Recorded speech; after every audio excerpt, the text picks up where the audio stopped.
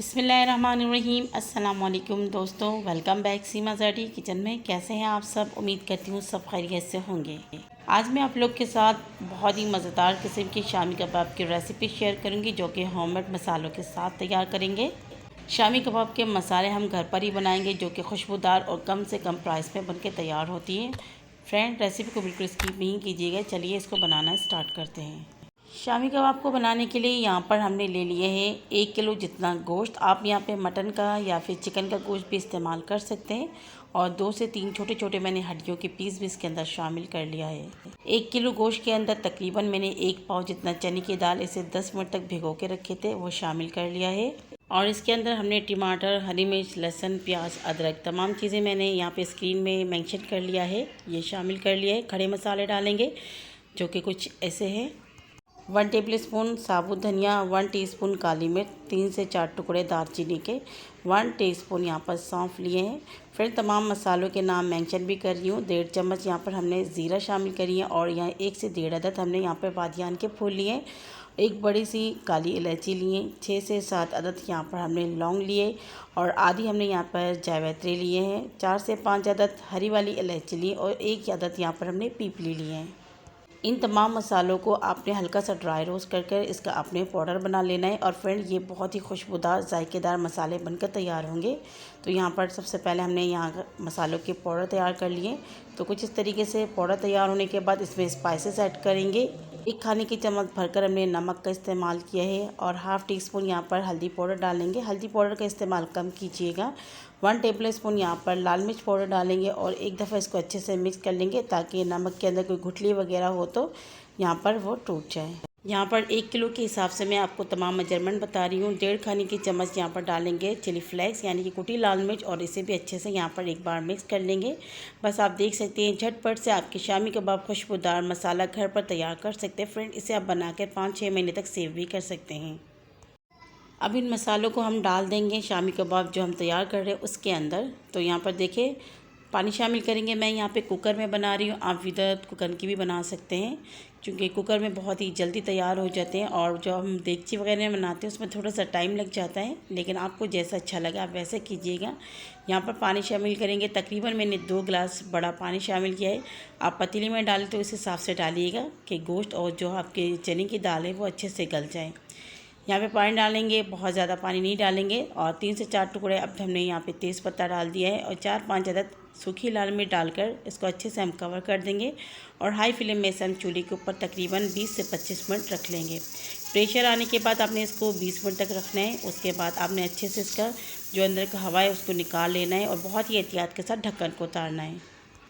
तो बस यहाँ पर आप देख सकते हैं, ढक्कन को उतारने के बाद इसके अंदर जो पानी हमने ऐड किया था तकरीबन ही ड्राई हो चुके हैं। अभी भी हल्के हल्के से इसमें कुछ पानी नज़र आ रहे हैं।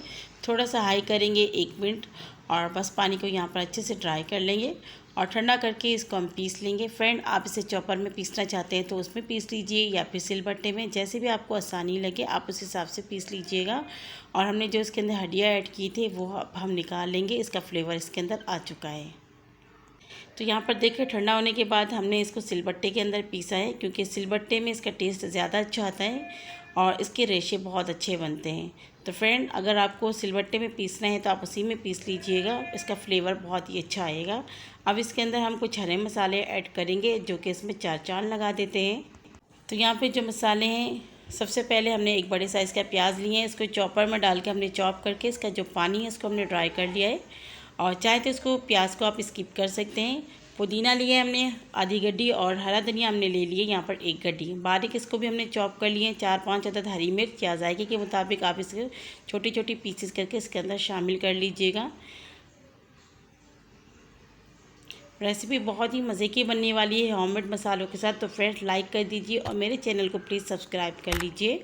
यहाँ पर हमने मसाले डाल दिए हैं हरे वाले, और साथ ही में हमने यहाँ पर 2 अदद अंडे डाल दिए हैं, ताकि इसकी जो हम बैडिंग करें वो टूटे नहीं। अगर आपको अंडे पसंद नहीं है तो आप यहाँ पे स्किप कर सकते हैं।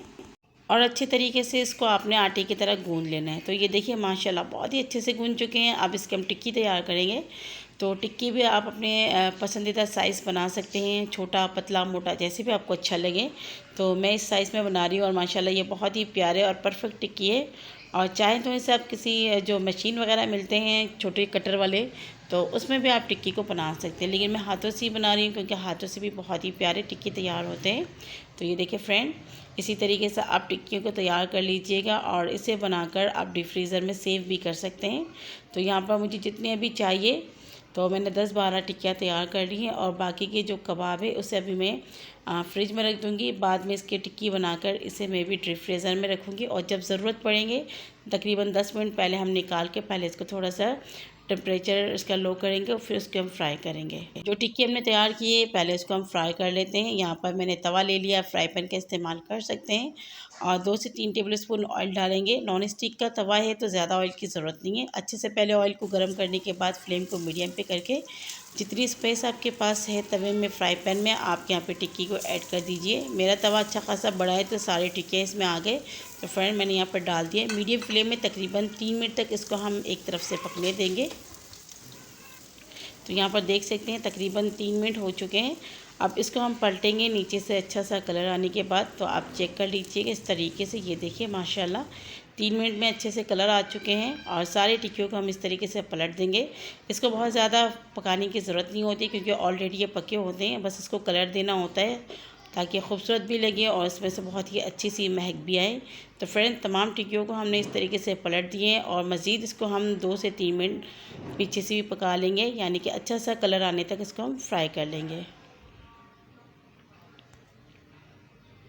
शामी कबाब टिक्की पकने में ज़्यादा से ज़्यादा 4 से 5 मिनट लगते हैं और ये देख सकते हैं नीचे से भी बहुत ही प्यारा सा खूबसूरत कलर आ चुके हैं। तो बस फ्लेम को यहाँ बंद करके इसको हम प्लेट के अंदर डिश आउट कर लेंगे। तो फ्रेंड यहाँ पर हमने तमाम शामी कबाब टिक्की तैयार कर लिए है और होममेड मसालों के साथ हमने इसको बनाया है। तो आप लोग ज़रूर इसे ट्राई कीजिएगा। और ये देखिए मैं इसे अंदर से भी आपको दिखाऊंगी कि ये कितने रेशेदार बने हैं। ये देखिए फ्रेंड, अगर आप इसको पत्थर में जैसे रगड़ कर या सिलबट्टे में बनाएंगे तो ऐसे रेशे आपको नज़र आएंगे। वैसे चॉपर वगैरह में ये रेशे नहीं बनते हैं। तो आप लोग इस रेसिपी को ज़रूर एक बार ट्राई कीजिएगा मेरे होममेड मसालों के साथ। मैंने ऑलरेडी शामी कबाब, निहारी, बिरयानी, कोरमा मसालों की रेसिपी अपलोड की अपनी चैनल में, जिसका लिंक भी मैं ऊपर दे दूँगी। और फ्रेंड इस रेसिपी को आपने जितना हो सके से शेयर करें अपने फैमिली मेम्बर्स के साथ। लाइक कर दीजिए, चैनल में नए तो सब्सक्राइब कर लीजिए। दुआ में याद रखिएगा। अल्लाह हाफिज़।